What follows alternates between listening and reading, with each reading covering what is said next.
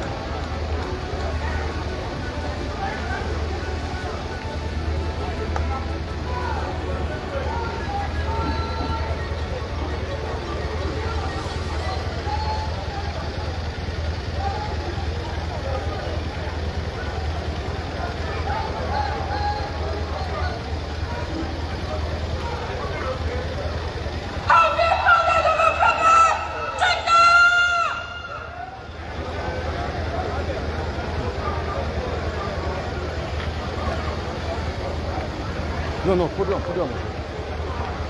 On the podium. Prince. Prince.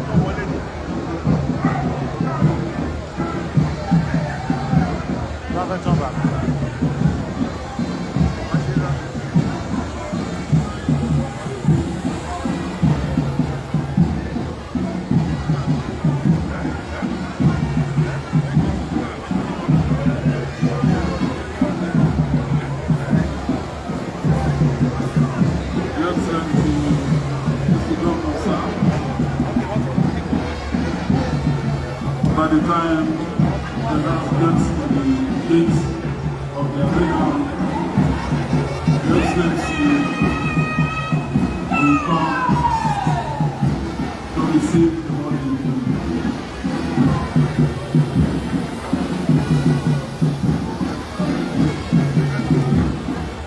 Sorry. Sorry. Okay.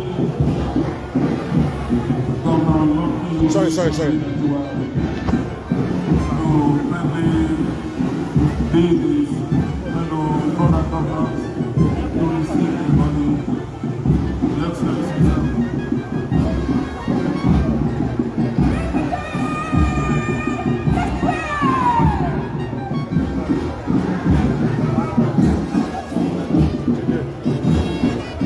It is well.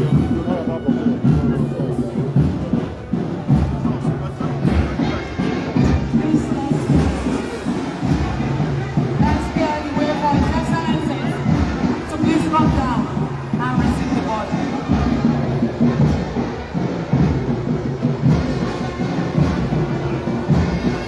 Please, let's clear the way. Let's clear the way for His Excellency to please come and receive the body. Please,